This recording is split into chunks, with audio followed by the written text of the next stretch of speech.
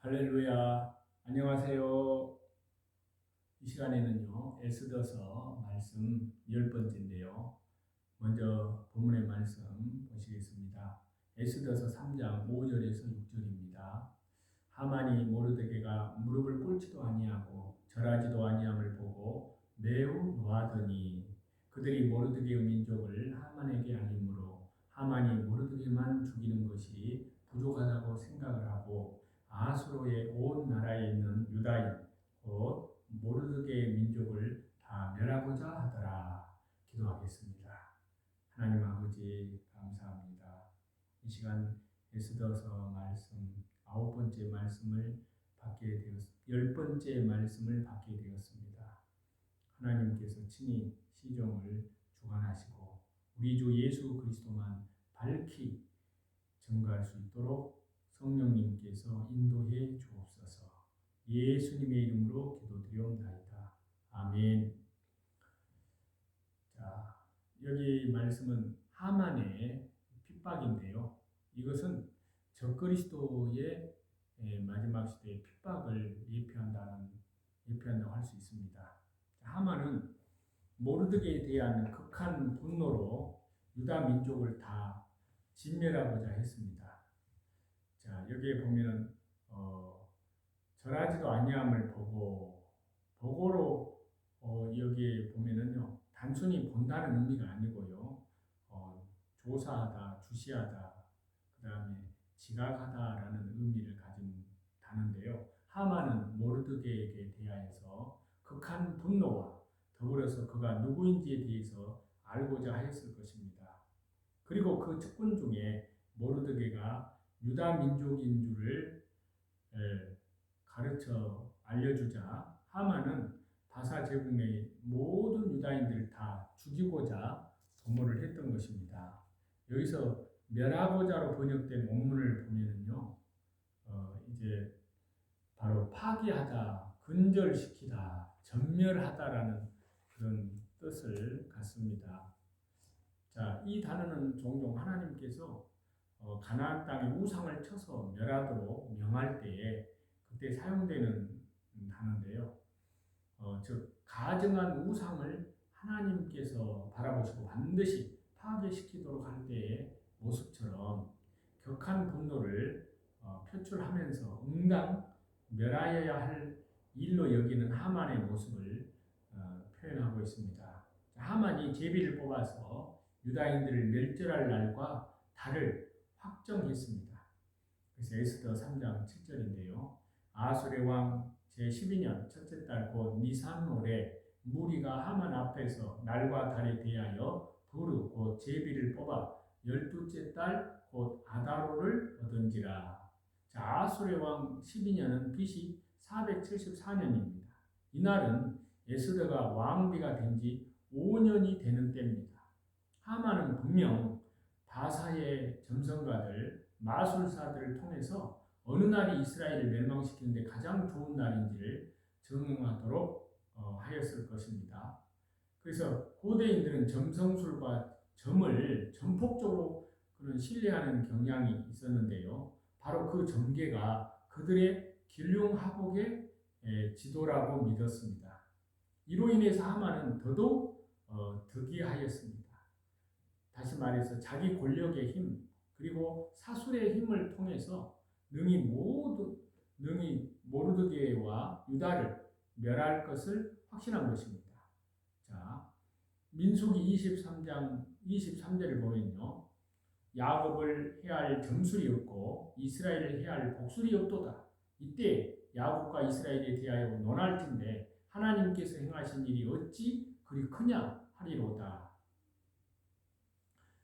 이렇게 하지만 이 성경 민수기에 기록된 이 말씀대로요. 야곱을 해할 점술이나 이스라엘을 해할 복술은 없었습니다. 도리어 하나님께서 그들 가운데 행하신 큰 일로 인하여서요. 유다 족속들은 어떤 해도 당하지 않았습니다. 도리어 승리를 얻게 됩니다. 자, 반면에 원수 하만은 대적자 하만은 비참한 최후를 맞게 되는데요.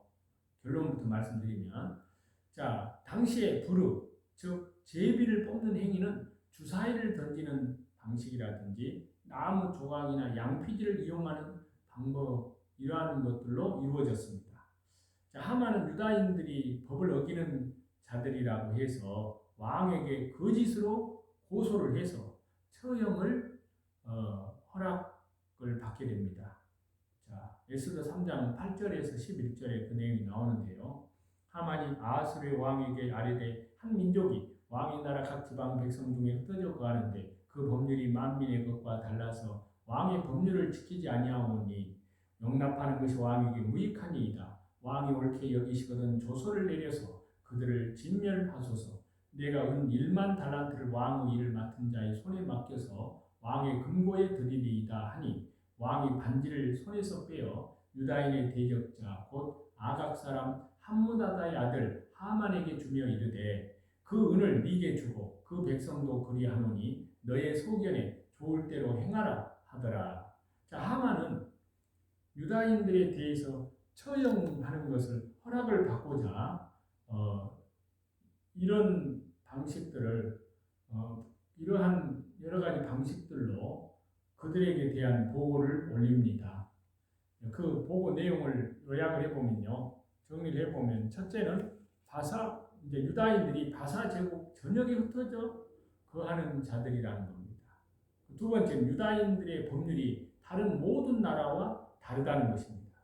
세 번째는 유다인들이 왕의 법률을 지키지 않는다는 것입니다. 그리고 네 번째는 그들을 용납하는 것이 왕에게 무익하다는 것입니다. 다섯 번째는 그들을 진멸하면 왕의 금고에 은 1만 달란트를 취하여 바치겠다는 것입니다. 사실 유다인들에 대해서 그리고 포로민들에 대해서 바사 이 정부는 호의적인 태도, 우호적인 태도를 가졌습니다. 느헤미야 당시에 성벽을 재건함에 있어서 바사 정부가 이를 후원한 사실은 이 사실을 잘 뒷받침해 준다고 할 수 있는데요. 바로 이 때문에 하만은 유다인들이라고 직시하지 않고 제국 전역에 흩어져 사는 자들이라고 하여서 마치 그들을 불량자들의 집단으로 여겨지게 하였습니다. 왕으로 하여금요. 그리고 그의 보고 중에 두 번째 항목, 즉 유다인들의 법률이 다른 모든 나라와 다르다는 것은 사실입니다. 하지만 그들이 왕의 법률을 지키지 않는다는 것은 사실이 아닙니다. 그들이 하나님을 가장 높여드리고 경외한다는 측면에서 다른 민족과 다르다는 것은 사실이었지만요, 왕의 법률을 어기는 자들은 아니었습니다. 또한 그들을 용납하는 것이 왕에게 무익하다는 것도 사실이 아니었습니다. 이는 이제 앞에 에스더 2장에서 모르드게가 왕을 암살하려는 음모를 파한 사실만 봐도 여실히 드러나잖아요. 사실상 하나님만을 섬기고 경외한 것 외에 유다인들은 어떤 면으로 보든 바사 제국의 그런 국민으로서 유익한 자들이 틀림없습니다. 하지만 하만은 그들의 정체나 그들의 행태 등을 자세히 알리지 않고 매우 무익한 민족으로 각인시켜주는 말을 하였습니다. 여기에서 하만은 이 같은 보고에 대해서 그들을 처형할 경우에 은 1만 달란트를 왕의 국고에 채우겠다는 말까지 하였습니다. 자, 이것은 유다인들을 처형할 경우에 그들에게서 거둬들일 세금에 대해서 손해가 되는 것을 보충할 수 있다는 의미인데요. 달란트, 지금의 도량으로 말하면 34kg에 해당하는 양인데요. 자, 역사학자 헤로도토스는 페르시아 제국 당시에 그때 세금이 연간 1년 세수가 세금의 그 액수가 연간 15,000 달란트 정도라고 하였습니다. 자, 이것을 감안할 때 유다인들을 도륙하여 바치겠다 한 은 10,000달란트의 양이 얼마나 엄청난 것인지를 알 수가 있습니다. 하지만 그가 바치겠다고 한 은 1만 달란트는 분명 유다인들을 도륙하고 그 집에서 거두어 드릴 것을 계산한 것으로 보입니다. 자, 하만이 모르드게를 죽이고자 한 것은요, 짐승 적그리스도가 종말 때 두 증인 참 주의 사역자들을 죽이는 것을 예표한다 할 수 있습니다. 자, 에스더서 3장 5절에서 6절을 보겠습니다. 하만이 모르드게가 무릎을 꿇지도 아니하고 절하지도 아니함을 보고 매우 노하더니 그들이 모르드게의 민족을 하만에게 알림으로 하만이 모르드게만 죽이는 것이 부족하다고 생각하고, 자, 앞에서도 말씀드렸다시피 하만은 모르드게에 대해서 경노하였고요, 그를 죽이고자 하였습니다. 이 같은 사건은 사실 과거의 한 사건일 뿐 육적으로 보면 우리와 무관한 사건의 하나일 뿐입니다. 자, 이 사건은 교회적으로도 혹은 성도 개인에게도 그대로 가져다가 적용시키거나 연결시키기가 어렵습니다. 물론 성도가 신앙을 지키려면 목숨의 위협까지도 감수해야 한다는 정도의 의미는 도출해낼 수가 있습니다. 하지만 거기서 머물러서는 안 되는데요. 이 사건 역시 예수님의 초림, 예수님의 재림, 혹은 예수님의 신앙으로 해석을 해야 이 시대 그 의미를 뚜렷하게 발견할 수가 있습니다. 자, 이 시대 하만과 같이 자기를 숭배하도록 하고 참 신앙의 삶을 사는 참 성도를 박해하는 자, 멸하려 하는 자가 있습니다. 바로 적그리스도입니다.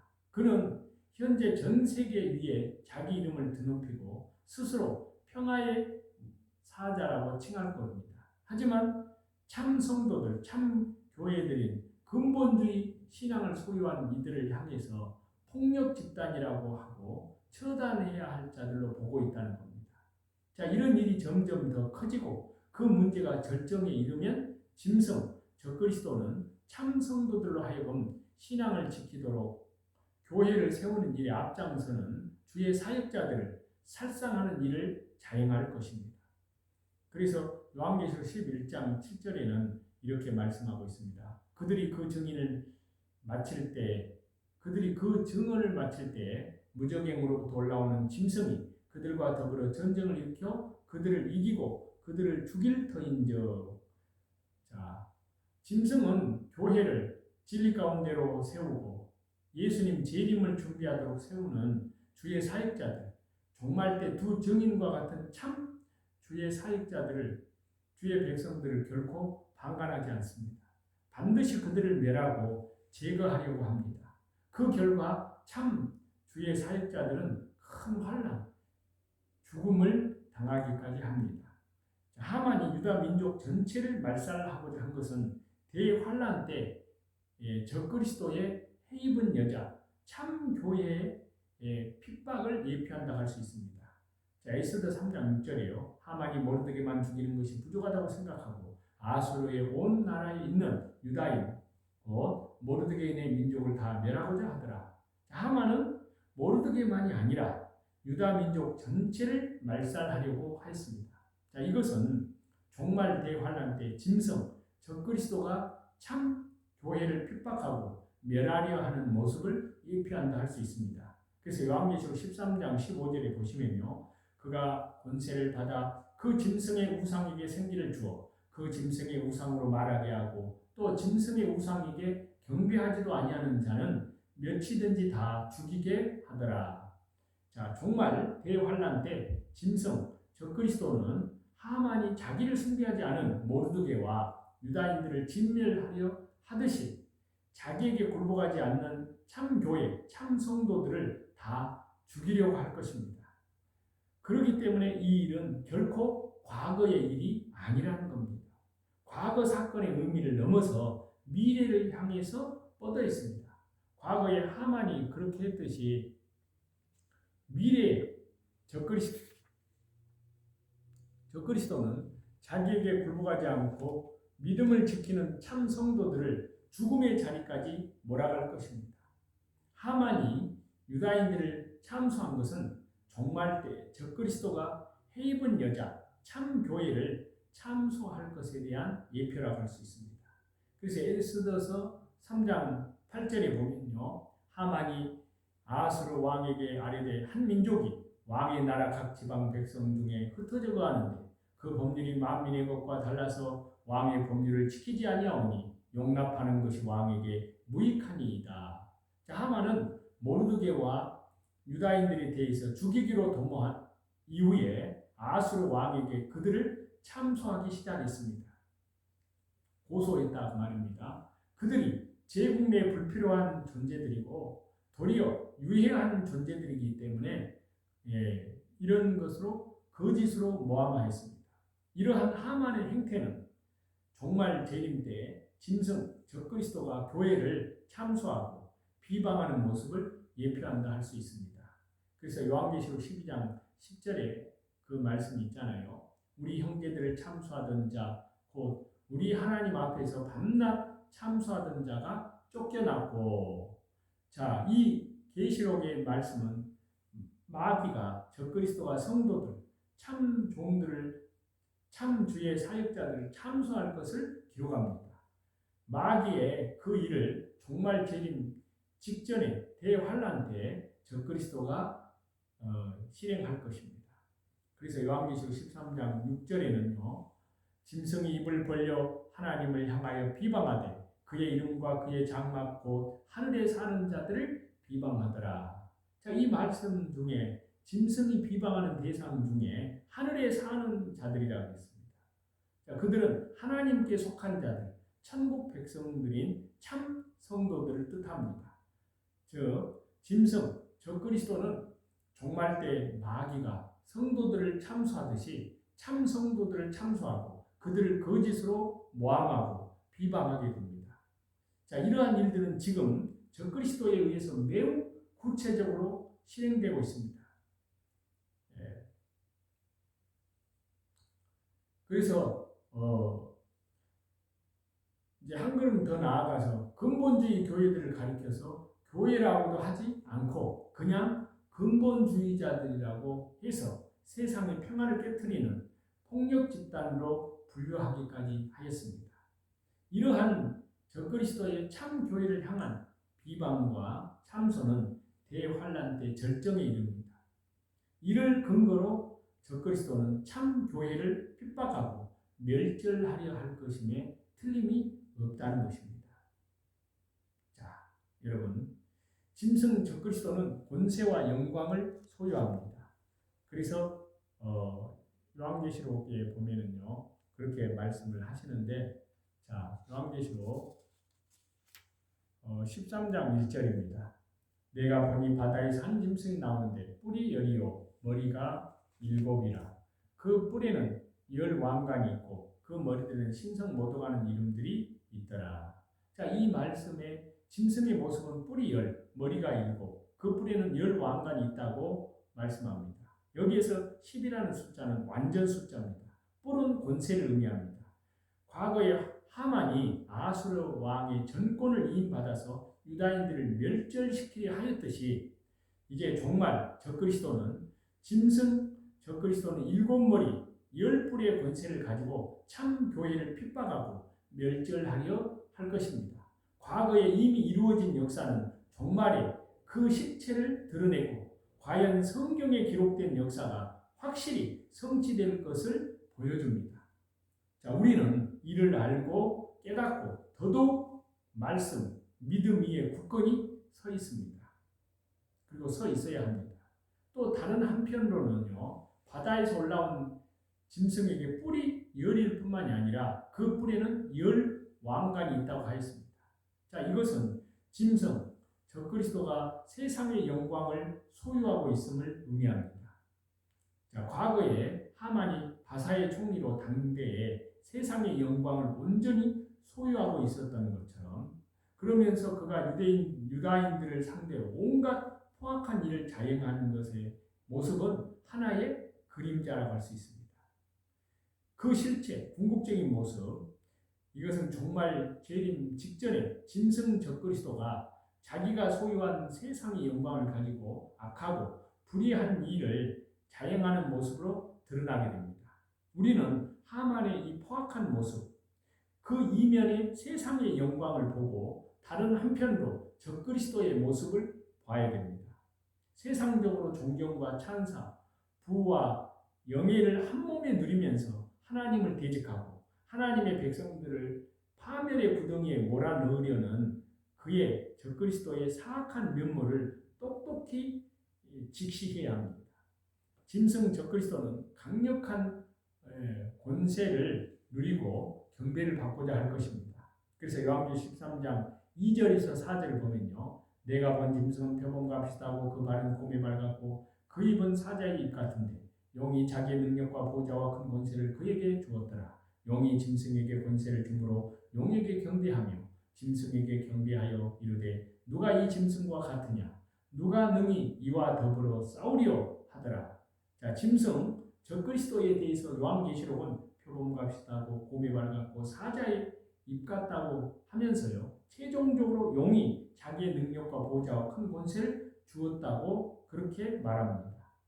자, 이것은 적그리스도가 신속하게 자기가 원하는 일을 하면서 교회를 핍박하고 잔해할 것을 뜻합니다. 또 곰의 발과 같은 발을 가졌다는 것은요. 그 힘 막강할 것을 뜻합니다.